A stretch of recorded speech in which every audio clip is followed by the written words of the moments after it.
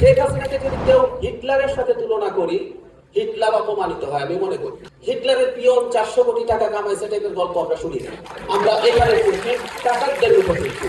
প্রত্যেকে এক একজন নজরুল হয়েছে। এই যে আমি মাহমুদুর রহমান ভাই আছেন এখানে, উনিও কি নজরুল হয়ে ওঠেননি? ওনার সেই রক্তাক্ত ছবি আমাদের মনে নাই? মনে আছে। তিনি চর্চায় হয়েছেন, আবার দাঁড়িয়েছেন, ওইভাবে কথা বলছেন, লড়াই করেছেন। নজরুল থাকা মানেই হচ্ছে প্রতিবাদের কথা। মানে আমরা খুব ছোটবেলায় একটা সিনেমা খুব দেখতাম, আপনাদের মানে ওইটা কেন, আমরা বিটিভির সময় বড় হয়েছে তো, মানে কিছুদিন পর পরে সিনেমাটা দেখাতো, জীবন থেকে নেওয়া। তো এই সিনেমাটা তো আমাদের খুব বেশি, সত্যি কথা হচ্ছে মানে আমরা বুঝতাম না এটা সিম্বলিক একটা ফিল্ম ছিল, এটা নিষিদ্ধ করা হয়েছিল, এটার মধ্যে দিয়ে পাকিস্তান বোঝানো হচ্ছে, বুঝতাম না। ফান ছিল, তারপরে স্টোরি ছিল, এভাবেই দেখতাম। ওখানেই কারণ ওই লৌহ কপাট গানটা আছে জেলের মধ্যে তারা গাইছেন, ধরুন এরকম একটা কারণ ওই লৌহ কপাট গান পাচ্ছে ক্রমাগত একটা সোসাইটিতে বিভিন্ন জায়গায়। যে তরুণরা ওই গান শুনছে, যে তরুণরা ওই গান ক্রমাগত শুনে বড় হচ্ছে, চারদিকে বাজছে, সেই তরুণ শেখ হাসিনার কারার ওই লৌহ কপাট ভেঙে দেওয়ার তাড়না তার বোধ হবেই। সুতরাং নজরুল হচ্ছে স্বৈরাচারের সাথে ইনভার্সলি প্রপোর্শনাল। যত বেশি স্বৈরাচার তত কম নজরুল।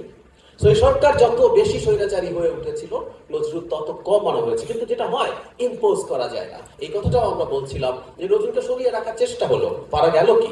বরং প্রত্যেকে এক একজন নজরুল হয়ে গেল। শিল্পী ভাই খুব চমৎকার ভাবে প্রেজেন্ট করেছেন এবং বলেছেন প্রত্যেকে এক একজন নজরুল হয়েছেন। এই যে আমি মাহমুদুর রহমান ভাই আছেন এখানে, উনিও কি নজরুল হয়ে ওঠেননি? ওনার সেই রক্তাক্ত ছবি আমাদের মনে নাই? মনে আছে।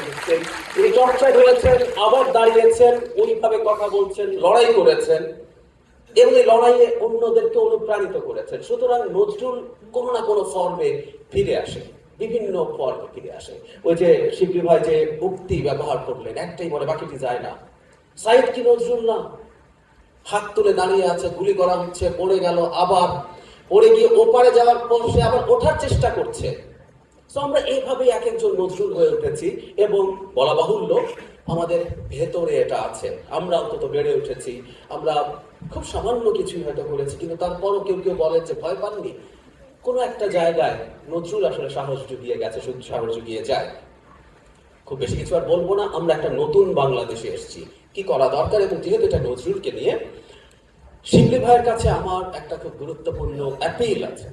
সেটা হচ্ছে এই নজরুল ইনস্টিটিউটের প্রধান হিসাবে নজরুলকে আমাদের সামনে আনা। আমি কোন রকম কোনো ইম্পোজ করার বিরুদ্ধে। আমরা এমন না যে নজরুল দূরে ছিল এবং আমি ধরে তোমাকে নজরুল খাইয়ে দেব, না, এটাও করা যাবে না। আমরা নজরুলকে সামনে নিয়ে আসবো মানুষের কাছে, এবং নজরুল এত বেশি অ্যাপিলিং, এত বেশি অ্যাডিকটিভ, আমার মনে হয় বেশি কিছু লাগবে না, মানুষটা নিয়ে নেবে। কিন্তু আমাদের ওই চেষ্টাটা করা দরকার।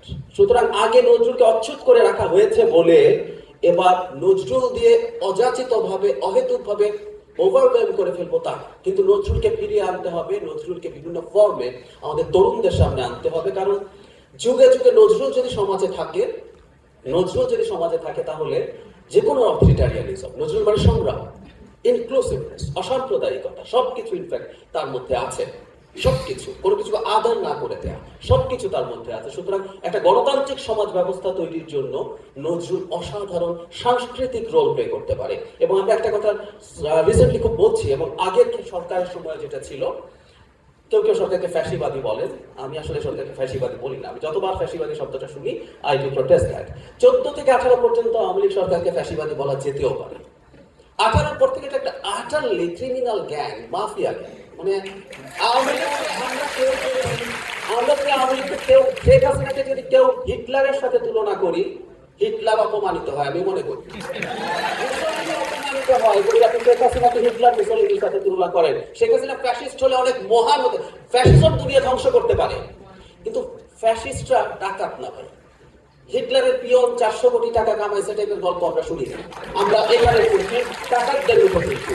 তো তারপরও যেটা হয়েছে, এই মাফিয়া হলো সে কতগুলো ফ্যাসিস্ট টুল ব্যবহার করেছে। সে করেছে কি, ফ্যাসিস্টদের কতগুলো ন্যারেটিভ আছে, সেই ন্যারেটিভ গুলো তারা ছড়িয়ে দেওয়ার চেষ্টা করে, তাদের বয়ান তৈরি করার চেষ্টা করে।